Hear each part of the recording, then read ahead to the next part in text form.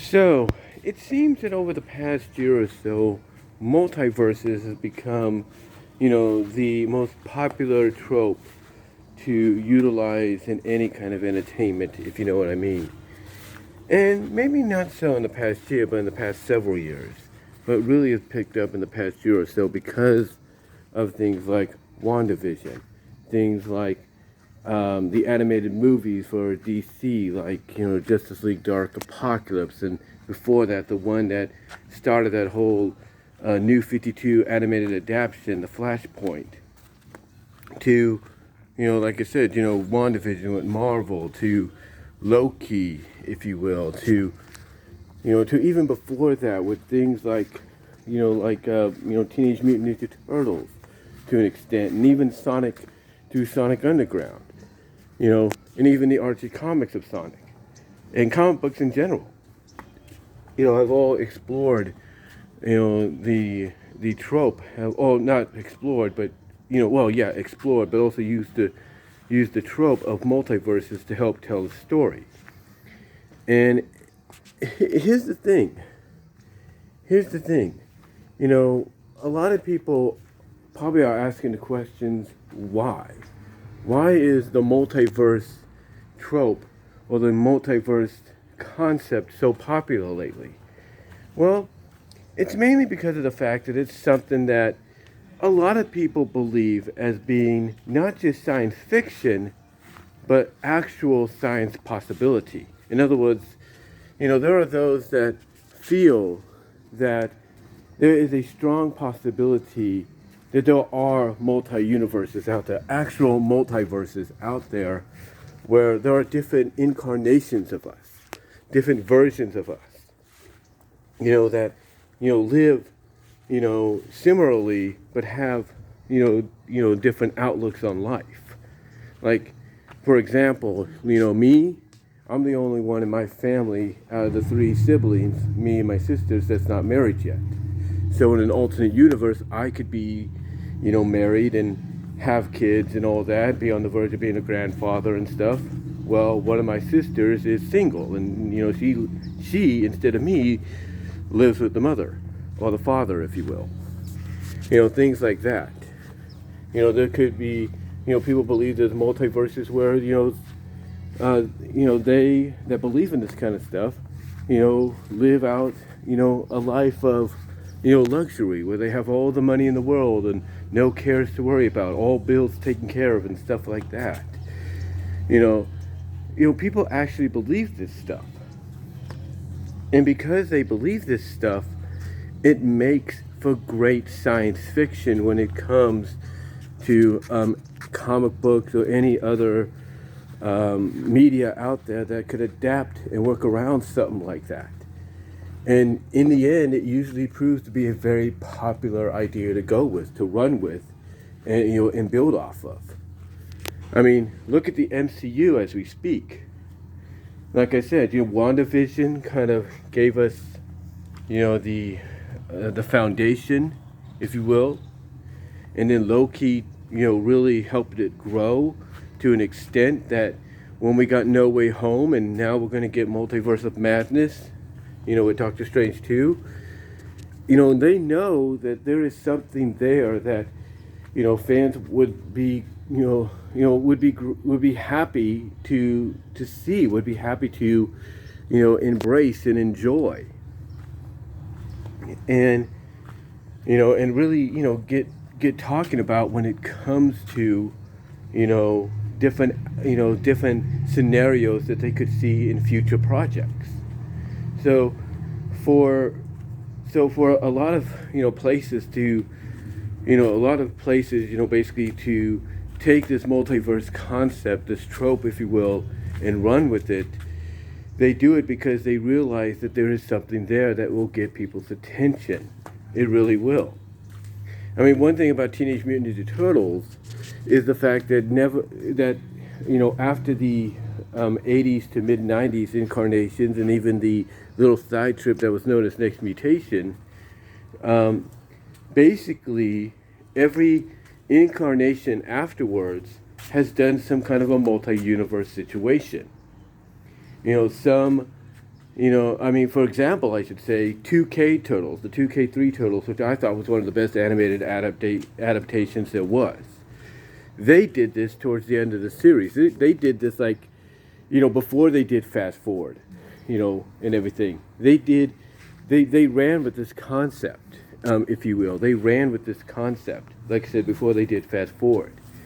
They even concluded the 2K series by using the multiverse, as as an anchoring, as a plot, if you will, to really give the 2K series, a finale, as well as to celebrate at that time 25 years of TMNT, which is unbelievable even then. So, so basically, there's many reasonings, why, a company of any kind, an entertainment company of any kind that has a franchise that has spanned, generations, decades, whatever, there is a reason that they go down this route. And again, it's because of the fact that they know people get invested, they know people get intrigued by, what could be involved, in the process. Again, going back to Ninja Turtles, like I said, they explored this in one of their seasons. Before they did Fast Forward, they explored it with the Turtles Forever movie, which was to celebrate 25 years of TMNT, as well as send the 2K3 series out with a bang. They also explored this with the Nickelodeon series several times. They explored it with the Nickelodeon series. I think to an extent they explored it with Rise. So they've been there, done that. And with the new series potentially in the works, because I hear there is, another one coming out, they're probably going to go down that route too. I mean, you had people at the recent special November edition of San Diego Comic-Con come out and say that the Ronin-verse, as they call it, for the last Ronin that they've been doing, which is great. I got to get the other two issues. It's going to get explored more. There's more to come when it comes to that universe. So they're treating that as its own alternate universe, as its own different, plane of existence within the TMNT the TMNT multiverse, if you know what I mean. And they're not alone in it. They're not alone in it. For example, as I mentioned at the beginning, Sonic, has done this kind of in his own way. In Sonic Underground, they actually explored this, I think, maybe once with the episode 6 of The Crowd. Then, the Archie books really took it to a whole new level. They started out way early with around, like, what was it, issue 6, 5, or something like that, where they explored it, issue 11, I think. They actually explored it around that. And then they just decided to, build from there. I mean, they continued it on, issues afterwards, like 15, 20 issues afterwards or something like that. And they just built upon it, and they built upon it, and they built upon it. They would go back and visit all these alternate universes that were out there. And again, like I said, they would build upon it, and build upon it, and build upon it. And to the point that you weren't just seeing alternate versions of Sonic. You were seeing alternate versions of Sally. You were seeing alternate versions of Bunny. You were seeing alternate versions of Tails. Alternate versions of Amy. You were seeing alternate versions of Robotnik, Eggman, and so on and so forth. It even got to the point that basically Ian Flynn, when he became the head writer, along with some people at Archie and Sega, decided to take the Mobius Years Later concept that Ken Penders had originally come up with, and instead of deciding that, hey, it's going to be the straight up future, that this is what they're working towards and everything, although things could change, they decided, let's make it an alternate universe of what could be. Like, this is an alternate universe that takes place in the future of what could be Sonic's future, or something like that. So they've explored that many times as well. And with the fact that this year, with Sonic Prime, the main plot, the main storytelling, directive, if you will, of the series on Netflix is multiverse. Again, as I said in the video yesterday, the possibilities are endless. The possibilities are, unlimited for them to explore, because they don't just have to give us alternate versions of Amy or Tails and Knuckles and Shadow and Rouge and all of them. They could give us the Freedom Fighters, even if it's once or twice. We can end up getting Sally. We can end up getting Bunny, Antoine and all that. And the thing is, we can get any versions of them. We can get the Satyam versions. We can get the Archie versions, the pre-soft reboot versions, which are close to Satyam. But later on, when Bunny had the cowgirl, the cowboy hat and the vest, or the jacket, if you will, and she was married to Antoine, we can get that. We could get the post-soft retcon reboot versions of them. Again, the possibilities are endless. They are out there. And that's why when a lot of us heard that they were going to go down that route, with the new Sonic animated series, a lot of us were thrilled by it. A lot of us were happy about it. A lot of us, just kept thinking about the possibilities of what we could get in the near future, with this series.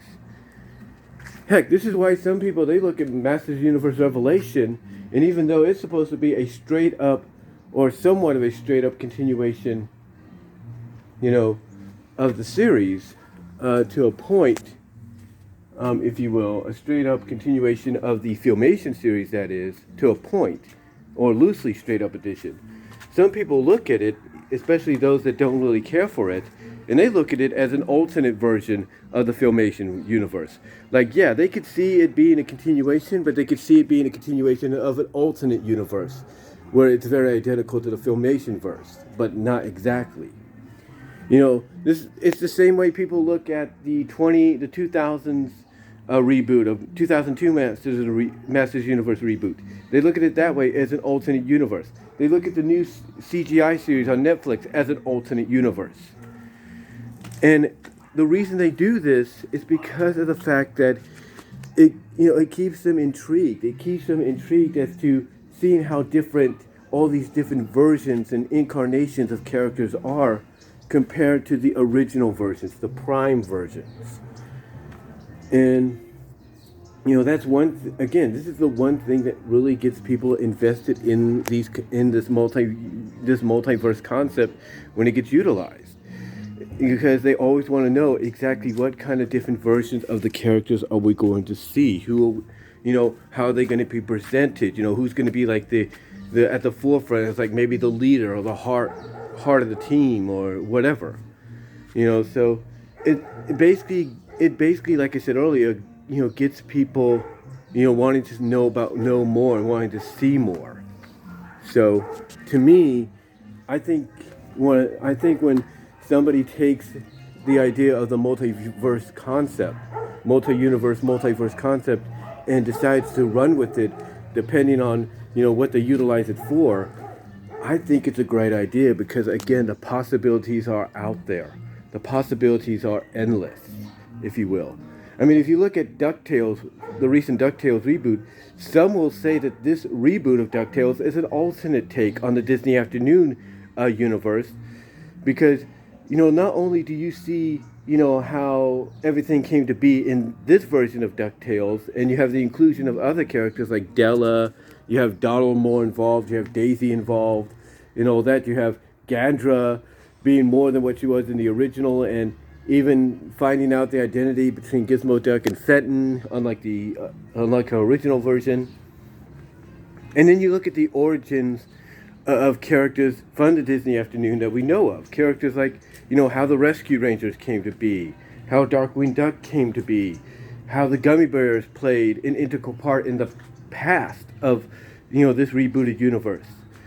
People look at all that, and they see how different it is and similar it is to the original, but they look at it as an alternate version, as an alternate universe for the Disney Afternoon to play in or to be part of, compared to its original prime verse, if you will, of the early to mid to late 90s. So to me, when I look at, something like the term and the concept of multiverse being utilized, it doesn't matter how it's utilized or how it's presented. it's always something that's going to get people talking. It's always going to be something that gets people intrigued, and it's going to basically be something that's going to keep having people wanting more. They're going to want more. They're going to learn more.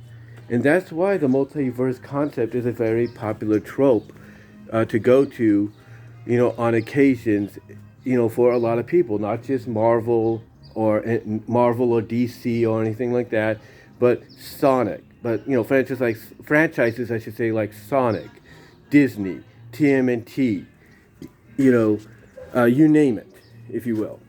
It's always, a great concept to explore. And I think as we go into 2022, this year, as we go into this year, fresh and new, hopefully, there's going to be more ideas coming out that are going to involve the multiverse. Not just the MCU, not just Sonic or anything like that, but there's going to be more. And I'd be on the lookout for that. But what are your thoughts? How do you feel about the idea of the multiverse concept being utilized in different kinds of franchises throughout, or utilized in ways to where you could definitely see that this is a different version, a different universe of the same kind of characters, but presented differently, like with origins and all that? What are your thoughts? Let me know down below in the comments as well. It's in the live chat during the premiere. Like the video. Check out the Teespring store. Also, check me out at BW Rose's Discussions on all your favorite audio podcast locations except for Pandora. I am close to 300 podcasts, guys. And if you're listening to the podcast on Anchor.fm, listener support has been activated if you want to help support me there. And also, ladies and gentlemen, basically, if you listen to the podcast on places like Spotify or Apple Podcasts that allow video podcasting to be seen, you have the choice to listen or watch the podcast on one of those affiliates. Also, check me out at BW Roses on VENMO. Also, check me out at patreon.com/BW Roses to support me with $1, $3 here. I am considering a $5 tier for Q&As. So be on the lookout for that possible announcement if it happens. Don't hold me to it. And also check me out at VENMO at Brian-Walmer-2. So let me know what your thoughts are down below. And in the live chat during the premiere, and I am out.